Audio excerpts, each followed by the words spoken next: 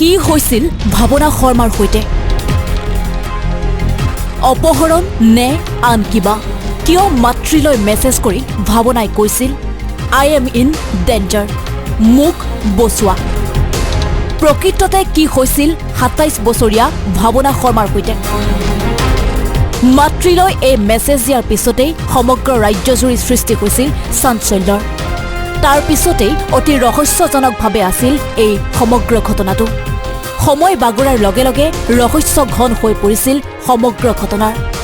তাৰ পিছতেই ক্ষিপ্ৰ গতিত চলিছিল অসম আৰক্ষীৰ প্ৰাৰম্ভিক তদন্তৰ কেনেকৈ দিন দুপৰতে গুৱাহাটীৰ মাছমজিয়াৰ পৰা সন্ধানহীন হৈছিল এগৰাকী ২৭ বছৰীয়া যুৱতী কিন্তু ঘটনাৰ ২০ ঘণ্টা পাৰ হোৱাৰ পিছতেই ঘটনাই ল'লে নতুন মূৰ অৱশেষত সন্ধান ওলাল ভাৱনাৰ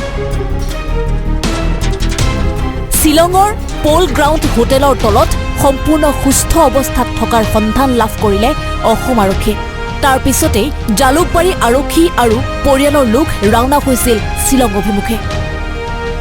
তথ্য লাভ কৰাৰ পিছতে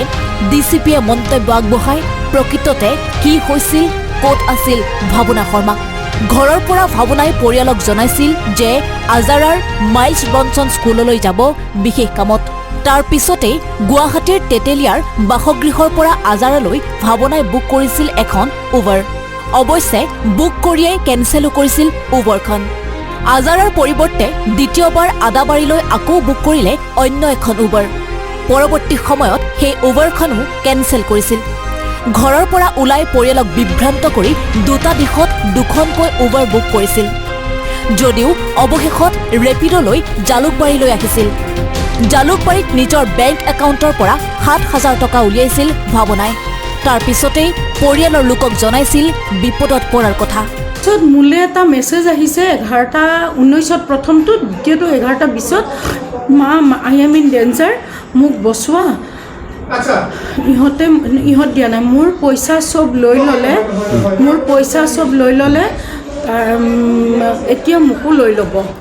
আনহাতে একে সময়তে ভাৱনাই প্ৰেমিকক জনাইছিল উবেৰেৰে আজাৰলৈ গৈ থকাৰ কথাও কিন্তু দুয়োটা কথাৰে সম্পূৰ্ণ অমিল তাই ঘৰৰ পৰা ওলাই আহিছেতো ওলাই আহি দুটা হেৰি কৰিছে উবেৰ বুক কৰিছে উবেৰখিনি কেনচেল কৰিছে দুটা উবেৰেই কেনচেল কৰিছে এখন উবেৰটো ঠিক কৰিছিলে LGBI আৰু এখন ঠিক কৰিছিলে আদাবাৰী চ' কণ্ট্ৰডিক্টৰী হয় তাৰপিছত আহি কিনে আকৌ পইচা মানে আমি দেখিছোঁ যে তাই পইচাও হেৰি কৰিছে 7,000 ATMৰ পৰা পইচা মানে উলিয়াই লৈছে আৰু উলিয়াই লোৱাৰ পিছত তাই মানে অলপ আমাৰ পল্টন বজাৰ ছাইডত মুভ কৰিছে আৰু তাৰপিছত তাই মানে মোবাইলটো ছুইচ অফ হৈছে ইতিমধ্যে ভাৱনাই ব্যৱহাৰ কৰা ৰেপিড' চালকক সোধা পোছা কৰিছে আৰক্ষীয়ে ইউনিভাৰ্চিটিৰ বাৰত আহিছিল ইউনিভাৰ্চিটিত তেওঁ নমা নাই এই ইঞ্জিনিয়াৰিং কলেজৰ যিটো ৰাস্তা আছে অপজিটত এফালে পৰিয়ালক মেছেজযোগে জনোৱাৰ পিছতেই বন্ধ হৈ আছিল ভাৱনাৰ মোবাইল ফোন শেষ লোকেশ্যন আছিল গুৱাহাটীৰ শুক্লেশ্বৰ মন্দিৰৰ সমীপত আৰক্ষীয়ে জনোৱা মতে ভাৱনাৰ লগতেই আছিল নিজৰ মোবাইল ফোনটো কিন্তু নাছিল চিম কাৰ্ডখন আমি দেখিছোঁ যে তাই পইচাও হেৰি কৰিছে 7,000 ATMৰ পৰা পইচা মানে উলিয়াই লৈছে আৰু উলিয়াই লোৱাৰ পিছত তাই মানে অলপ আমাৰ পল্টন বজাৰ ছাইডত মুভ কৰিছে আৰু তাৰপিছত তাই মানে মোবাইলটো ছুইচ অফ হৈছে এতিয়া মোবাইলো আছে আমি এতিয়া খবৰ পোৱা মতে শ্বিলঙত সমগ্ৰ ঘটনা এতিয়াও ৰহস্যৰ আৱৰ্তত কেনেকৈ গুৱাহাটীৰ পৰা শ্বিলং পালেগৈ ভাৱনা প্ৰকৃততে কি হৈছিল ভাৱনা শৰ্মাৰ সৈতে